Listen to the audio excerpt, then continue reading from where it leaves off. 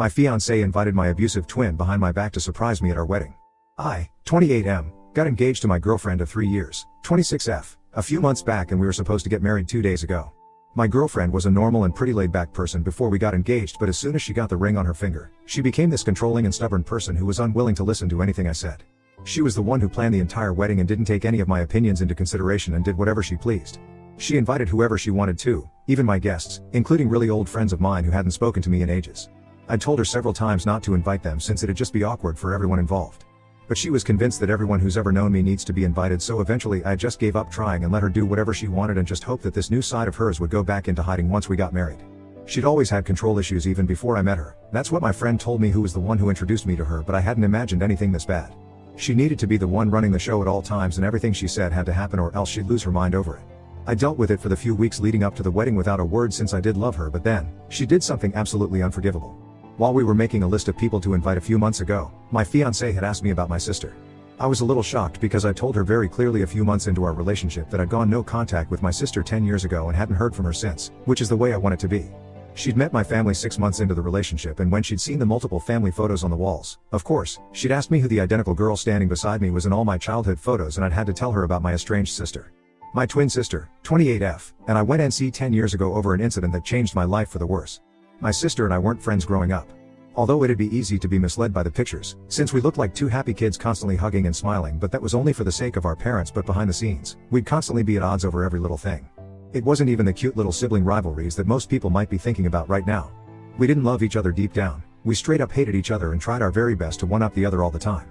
This didn't stop until we hit high school and I ended up scoring better than her on my SOTs. She was furious about it and refused to even look at me for days after that, which was fine by me, and I felt like I'd beat her once and for all. Little did I know that the worst of it was yet to come. A few weeks later, it was time to see what colleges we'd been accepted into. Both my sister and I were straight A students, so we expected to be accepted into all the colleges that we applied to. My first choice was Yale and hers was Princeton. I hadn't even considered applying to Princeton simply because I thought that if she'd been there, I would not want to end up at the same place. But my friends had convinced me to apply at the very last minute, since I couldn't base decisions about my future on something as petty as whether my sister would be going to the same place, and it was about time that we let go of this silly rivalry, so I'd applied anyway. I'd made a huge deal of not applying to Princeton, and had even rubbed it in her face at dinners, so when I changed my mind and did end up applying, I stayed quiet about it because it'd be pretty embarrassing to go back on my word after I'd been so dramatic about the whole thing. And to make matters worse, even my sister had said that she hadn't applied to Yale for similar reasons, probably to get back at me, but I don't suppose she'd gone back on her word. Anyway, eventually, I ended up getting accepted into both, and while my sister did get accepted into Columbia, she didn't get accepted into Princeton. It was a huge blow for her, since she'd talked about nothing apart from going to Princeton ever since senior year started, and I could tell that it was only going to get worse once she found out that I'd been accepted. And as it turned out, I was right. I'd planned on keeping my acceptance to Princeton a secret because it wasn't like I was going to go and my sister didn't need to know. I wasn't scared of offending her, but I just didn't want any extra drama before I left for college. But I guess my parents had found out about it somehow. They'd probably gone through our mail. Anyway, my mom decided to throw us both a surprise party that very afternoon with the names of all the colleges written in frosting on our cakes. I didn't know anything about it. If I had, maybe I would have done something to prevent it. As soon as my sister saw Princeton on my cake, she scoffed and said that I hadn't even applied, but I think she must have guessed from my face what the truth was. She began screaming in my face about how I'd ruined her life and stolen her future from her, while I tried to explain that I had no idea that she wouldn't get accepted and didn't mean to do this to her. But of course, given our history of competition and rivalry, that was sort of hard to believe, even though I truly did feel bad about what had happened. After a while, she finally seemed to run out of steam and stormed out of the house in tears. I sat in the living room while my parents told me how sick they were of our constant fighting and that both of us had some serious growing up to do. I couldn't blame them either because they tried their very best to mend things between us, but we just seemed to have come out of the womb hating each other, so they'd given up and had just let us do our own thing once we were in high school. I decided to take my parents' advice so that my sister and I could at least be civil to each other, so 15 minutes after she left, I went out to talk to her. Most of our guests had left after my sister's outburst, and it was pretty dark as well outside. I couldn't see my sister out there and tried to call out her name, but before I knew what was happening, I felt something really hard hit the back of my head and I collapsed to the ground. After that, I only remember being in excruciating pain and screaming out for help before I passed out. The next thing I knew, I was waking up in a hospital room with my wrist in a bandage. Once I'd woken up, my parents informed me that my psycho sister had been waiting outside for me to come out, and when I called out her name, she hit me in the head with a freaking shovel. And then, for good measure, she'd stepped on my left wrist as hard as she could, which is why it was dislocated. I could hardly even believe what they were saying, because while I'd had my fair share of differences with my sister, I couldn't even imagine doing something so psychotic and depraved to her.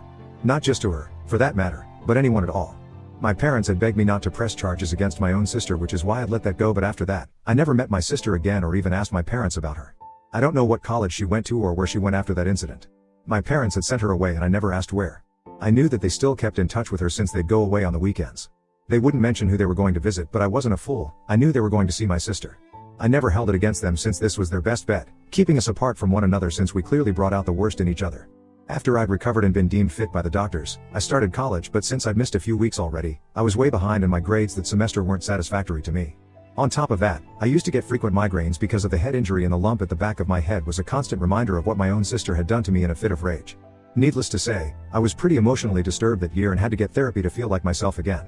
It's been 10 years since and I've moved on with my life now.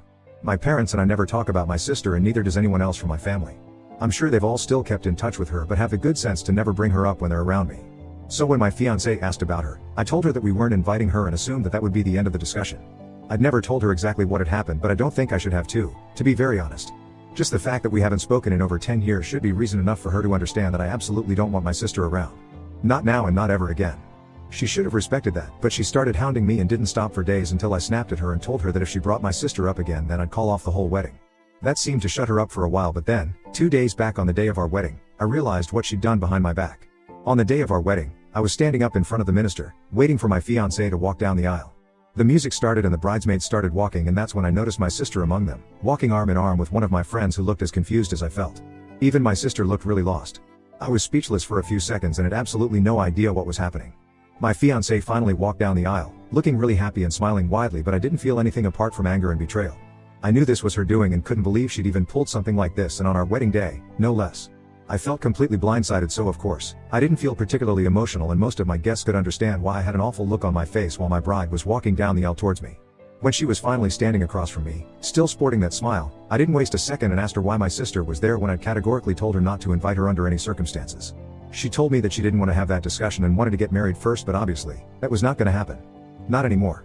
So I told her that we needed to talk about this right now, and she admitted that she'd told my parents that I'd been talking about wanting to reconcile with my sister before getting married, which is how she'd managed to persuade them to give her my sister's address and contact info. She told me that she'd worked really hard to convince them just so she could surprise me, and even had the audacity to say that she thought that it was about time that we made peace with our past, even though she had no idea what had actually happened 10 years ago. We were up there, arguing back and forth for like 5 minutes while our guests waited, and finally, I realized that there was just no point in fighting for our relationship anymore. I was done and didn't want anything to do with this woman, so I just walked out of the wedding. I could hear her calling for me to come back, but I didn't pay any heed to it and continued walking until I reached my car. Then, I started driving and kept driving until sunset. I couldn't find any decent hotels around, so I decided to sleep in my car itself. I canceled everything on the phone in the evening and ignored all the calls and messages from my fiancé and family on purpose. Thankfully, I had enough gas to go back home the next day, but as soon as I saw my fiancé's car in the driveway, I decided to live at a hotel instead. It's been 2 days and I haven't responded to any of my fiancé's calls or texts. My parents have also been trying to get through to me, but I can't bother with them right now, honestly. I can't even believe they were stupid enough to think that I'd suggest reconciling with my sister ever and fell for my fiancé's lie. The least they could have done was call me up to confirm if this is what I wanted, but they chose to believe that this is the kind of surprise I would have wanted at my wedding. Most of all, I'm beyond pissed off at my fiancé because of what she did. She had absolutely no right to go behind my back, manipulate my parents, and then bring my sister, whom I'd been NC with for 10 years, to our wedding. She'd created a royal mess of things, none of which would have happened if she just respected what I'd said. A few hours ago, she sent me a really long text about how she'd only found out what had really happened all those years ago from my parents yesterday after I walked out of the wedding. She apologized for blindsiding me and agreed that she should have listened to me when I said I didn't want my sister at our wedding. She also mentioned that my parents and friends were livid that she'd done something of this sort and she'd received an earful from all of them. But she also added that she thought that I should have mentioned the specifics of my great fallout with my sister and should have mentioned the exact reason why I didn't speak to her anymore so that she wouldn't have invited her. I don't agree with that in the least. Yeah, maybe that would have helped, but I shouldn't have to spell out everything for her. It was a painful memory for me and I don't like talking about it. Besides, she should have just believed me when I told her that I didn't want my sister anywhere near me. Nobody just cuts off their sister for 10 years without a valid reason, and she should have known that. It was a horrible time for me, and maybe, sometime in the future, I would have told her, but until then, she could have just taken my word for it. I'm not getting married to her anymore, that's for sure, but I don't know if I owe her an apology either. I don't feel particularly sorry about it, and if anything, she should be the one apologizing without blaming me. So what do you guys think? Ida for not telling my fiancé exactly why I'd cut my sister off all those years ago? Update 1, I've been living in the hotel for 3 days now. I posted my question yesterday and I guess I was right not to apologize, so I'm back to ignoring her. I did speak to my mom this morning, though. It was weird and strange, but she told me that she was terribly sorry for what had happened and that she should have known that I'd never want my sister around. She explained to me that my fiancé had gotten in touch with them a few weeks ago and had pretty much been trying to convince them for weeks before they agreed to give out my sister's information. My fiancé had also forced them into promising her that they wouldn't speak to me about it since she wanted it to be a surprise, and in hindsight, they do think that it was a stupid decision on their part. I'm glad that they realized that and apologized for it, too. I'm not sure if I feel like forgiving them just yet since I'm pretty torn up about my feelings right now, but eventually, I guess I will forgive them. Just not now. I'm planning on going back home in a few days, but I have to make sure that my fiancé isn't there when I get back. Obviously, she'll be the one moving out since the house is actually mine. I'll give her enough time to pack up and move out, which is more than what she deserves. Anyway, this relationship is definitely over now and I'm honestly just relieved. Update 2, I told my fiancé a few days back that she needed to vacate the house as soon as possible and gave her 5 days to do it. Today, it's the 6th day and I went back to my own house, believing that she'd be gone by now since she'd texted me back saying that she'd move out by today. So I went back home and to my surprise, I found her waiting for me in the living room. Very cleverly, she'd probably managed to park her car somewhere else so that I'd think she wasn't there anymore, and I fell for it. I was really annoyed to see her there and told her that I really wasn't in the mood to discuss anything with her right now. True to character, my fiancé didn't pay any attention to what I was saying and started rambling about how she'd been worried sick for these past few days and that I should have at least told her where I was. I don't know why, but for some reason, my fiancé had just assumed that in spite of everything that had happened, we could just resume our relationship and continue from where we'd left off as if she'd paused a game or something. When I didn't respond, she continued to speak and told me that it was really messed up on my part that I didn't let her in on the whole situation with my sister, and even accused me of withholding information from her that could have put her in harm's way since she'd gone to visit my sister. That's when I lost it. I couldn't believe she had the audacity to even pretend that this was my fault, so I told her, really bluntly, to get the hell out of my house right that minute and that we were over. She seemed a little taken aback. I guess she'd been taking everything I said really lightly, so she didn't see this coming. She tried to argue with me and looked ready to cry, but tears weren't gonna affect me anymore. I told her that she needed to leave right that second because I just couldn't stand the sight of her and the sound of her voice was driving me nuts. I just couldn't take her crap anymore and wanted her to leave for good. I think I must have struck a nerve there because she burst into tears then and there, but I was so emotionally exhausted that I didn't even bother consoling her and just left her crying there, while I went into my bedroom and locked myself in there to take a nap. I must have been asleep for a while because when I woke up, it was dark outside and my fiancé was gone. I know that she'd come back later to take her things with her, but for now, I'm finally on my own and have some space to think and process everything that's happened to me this week. Update 3, it's been 3 days since my fiancé left, but she hasn't been able to accept the fact that we're over yet and has been calling me every single day. I'm not answering any of them, but I do feel a little sorry for her. As for my parents, they dropped by yesterday and apologized profusely for whatever happened and took all the blame upon themselves. I also finally asked them what my sister had been up to all these years, and they told me that after that incident, they sent her away to an anger issues rehabilitation center where she spent several months undergoing treatment and intensive therapy since her mental issues were clearly a lot more severe than mine. Once she was cleared, she finally started college but had to rent an apartment where she lived by herself and my parents would visit her on the weekends. She seemed a lot more normal and stable after that and even started working at around the same time as me. For the past 7 years, she'd been living a little out of town and ran her own business, which was nice, I guess. They also told me that after I walked out of the wedding, my sister seemed to sense that she'd caused this and left immediately after apologizing to our parents for showing up. Apparently, she'd been told by my fiancé that this was just a rehearsal and not the actual wedding, but it all seemed pretty real to her, which is why she'd looked so confused. My parents also handed me a letter that my sister had written to me, and after they left, I finally opened it up and read it. It's been an hour since then and I'm still shattered by it. She'd apologized for every single thing that she'd put me through while we were kids and then as teens and promised me that she'd changed now. Her words seemed full of regret about how we could have been the best of friends but are just bitter strangers now, and said that while she didn't hold any hope to reconcile anytime soon because of her violent streak, she did wish that I'd forgive her someday and that we'd have a real, genuine shot at being the kind of siblings that people would want us to be. I teared up reading that, and I guess I do want the same thing.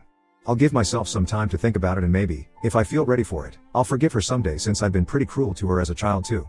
For now, I just want to rebuild my life and focus on improving my mental state, since the past few months have really taken a toll on me. Honestly, I'm just waiting for my fiancé to come and take back her stuff so that I can block her and move on with my life once and for all. I think I've had enough drama for a lifetime and I'm just done.